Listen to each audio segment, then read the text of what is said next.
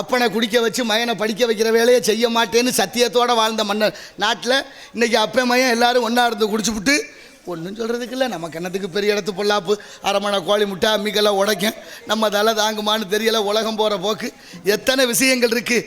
இந்த நாட்டில் வானொலின்னு ஒரு வானொலி பட்டியை கண்டுபிடிச்சது யாருன்னு தெரியுமா? நம்மெல்லாம் என்னென்னமோ பேசுகிறோம், என்னென்னமோ படிக்கிறோம், என்னென்னமோ நம்மளை விட ஆளே இல்லைன்னு ஒவ்வொருத்தருக்கும் ஒரு எண்ணம் வருது. வானொலி பெட்டிங்கிற இந்த ரேடியோவை கண்டுபிடிச்சவர் யார் சொல்லுங்கள், யாராவது பார்ப்போம். தெரியும் எல்லாருக்கும். நம்ம என்னத்தை சொன்னால் அவரே சொல்லட்டும்னு இருக்கீங்களா? மார்க்கோனி கண்டுபிடித்தார். இத்தாலி விஞ்ஞானி மார்க்கோனி கண்டுபிடிச்சாருன்னு படித்தோம். அதெல்லாம் சரி, மார்க்கோனி தான் உண்மையிலே கண்டுபிடிச்சாரா? அதுக்கு முன்னால் யாரும் கண்டுபிடிக்கலாங்கிறத இங்கே கேள்வி. ஏன்னா அதுக்கு முன்னாலே வானொலியை கண்டுபிடித்தவர் நமது இந்திய விஞ்ஞானி ஜெகதீச வெங்கடேசன் என்ற அந்த விஞ்ஞானி தான் முதலில் கண்டுபிடிக்கிறார். அவர் கண்டுபிடிச்ச வானொலி பெட்டி தான் நம்ம எல்லாரும் கேட்டுக்கிட்டு இருக்கிறோம். அப்படிப்பட்ட வானொலி பெட்டியை கண்டுபிடிக்கிறதுக்குள்ள அவருக்கு நிறைய சிக்கல்கள். அந்த சிக்கலை எல்லாம் தாண்டி வானொலி பெட்டியை அந்த ஆய்வகத்தை எங்கே வச்சிருக்காரு? ஒரு கழிவறைக்குள்ள ஆய்வகத்தை வச்சு பயன்படுத்துகிறார். அதுக்குள்ளே வச்சு கண்டுபிடிச்சிட்டாரு. இந்திய அரசாங்கம் அதுக்கு அங்கீகரிக்கவில்லை, அவருக்கு ஒரு அதுக்கான அங்கீகாரம் கிடைக்கவில்லை. ரொம்ப வேதனைப்பட்டு கொடுக்குற நேரத்திலே அந்த இத்தாலி விஞ்ஞானிகள் மார்க்கோனி ரேடியோவை கண்டுபிடிக்கிறார். அவரும் அதே பொருளை கண்டுபிடிச்சா அவருக்கு அங்கீகாரம் கிடைக்குது, அவருக்கு எல்லாம் பாராட்டுகளும் குவிகிறது.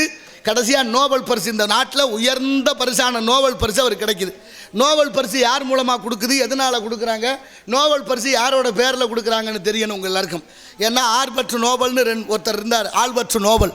அவர் தான் இன்றைக்கி வான வேடிக்கை நடத்துகிற வெடிமருந்து, அந்த வெடிமருந்துக்கு மூலக்கூறான டைனமிக்கை கண்டுபிடிச்சது அவர் தான். அவர் பேரில் தான் இன்றைக்கி கொடுக்கப்படுறது நோபல் பரிசு. அவர் பேர் நோபல், ஆல்பர்ட் நோபல். இப்போ நோபல் பரிசு அவர் கிடைக்கிது யாருக்கு? மார்க்கோனிக்கு நோபல் பரிசு பெற்றதுக்கு அப்புறம் தான் தகவல் தெரியுது, நம்ம கண்டுபிடிக்கல, இந்திய விஞ்ஞானி ஜெகதீச வெங்கடேசன் இந்த ரேடியோவை கண்டுபிடிச்சிட்டாரு. அவருடைய பேர் வராமல் நம்ம பேர் வந்துருச்சுன்னு அவர் கொஞ்சம் அச்சப்படுறார். மனசுக்கு கொஞ்சம் சங்கடமாக இருக்குது. இன்னொருத்தர் கண்டுபிடித்த ஒரு பொருளுக்கு நாம் பேர் பெற்று விட்டோமே, எப்படி செய்கிறதுன்னு யோசிக்கிற நேரத்தில் அவருக்கு ஒரு சிந்தனை தோணுது. வாங்கிய இந்த பரிசு பொருளை பாதி கொண்டே கொடுத்துருவோம்னு நினச்சி இத்தாலியிலேருந்து புறப்பட்டு இங்கே வர்றாரு நம்ம இந்தியாவுக்கு. ஜெகதீச வெங்கடேசனை பார்த்து சொல்கிறார், ஐயா நான் கண்டுபிடிச்சது இப்போ தான், எனக்கு முன்னால் நீங்கள் தான் கண்டுபிடித்தீர்கள் என்று நான் அறிகிறேன், அதனால் எனக்கு கொடுத்த நோபல் பரிசில் பாதியை உங்கள்கிட்ட கொடுக்கலான்னு வந்தேன் அப்படின்னு மாண்போடு வந்தார். ஆனால் நம்ம ஐயா என்ன பண்ணார் தெரியுமா? ஜெகதீச வெங்கடேசன், நீங்கள் கண்டுபிடிச்சது உங்கள் பேராகவே இருக்கட்டும், ஒரு நல்ல பொருளுக்கு ஒரு பேர் வந்தால் தப்பு இல்லை, என் பேர் வந்தான்னா உங்கள் பேர் வந்தான்னு எப்படியோ பேர் நிலவட்டும், ரேடியோவை கண்டுபிடிச்சது மார்க்கோனினே இருக்கட்டும், பரிசு வேண்டாம் வச்சுக்கங்கன்னு சொல்லி பெருந்தன்மையோடு திருப்பி அனுப்பியவர் ஐயா ஜெகதீச வெங்கடேசன். அதுக்கப்புறம் இன்னொரு பொருளை கண்டுபிடிக்கிறாரு. தெரியுமா உங்களுக்கு?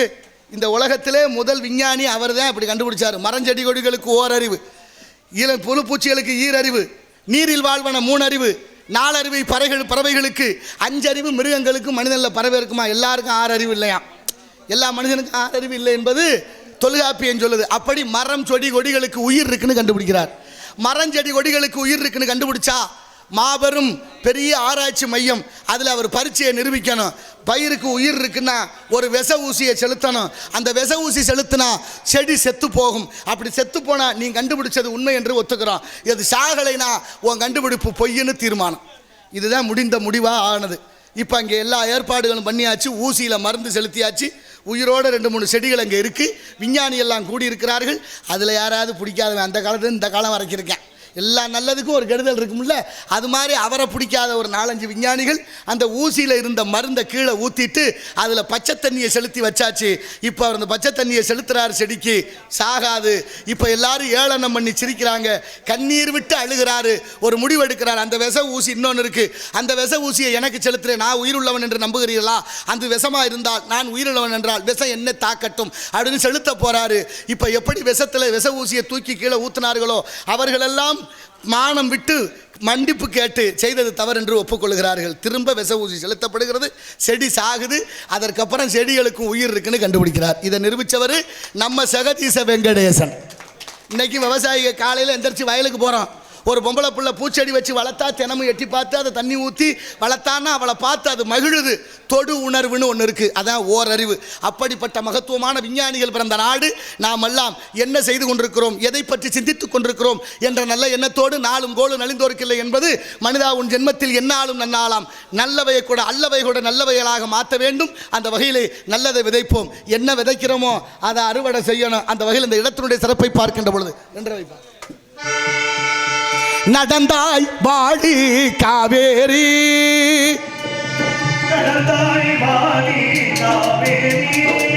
நாடெங்குமே செழிக்க நன்மையெல்லாம் சிறக்க நாடெங்குமே செழிக்க நடந்தாய் வாடி காவேரி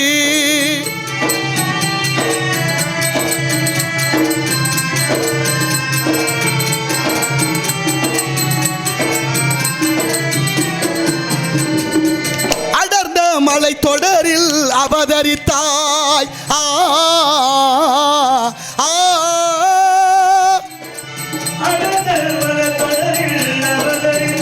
இந்த அழகு தமிழ் நிலத்தை அலங்கரித்தாய்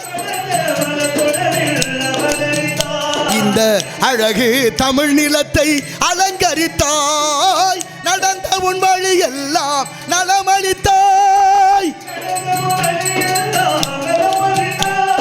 நங்கையர் உனை வணங்கவும் மலர்கள் கொஞ்சம் சோலைகள் நெருங்கவும் இன்ப யாழிசை முழங்கவும் செவியில் செந்தமிழ் தேன் வழங்கவும் வளைந்து நெளிந்து தொடர்ந்து அலைந்து அலைகடலான ஒரு மணமகள் துணை வரவே காவேரி நடந்தாய் வாழி காவேரி நாடெங்குமே செழிக்க நன்மையெல்லாம் சிறக்க நடந்தாய் வாழி காவேரி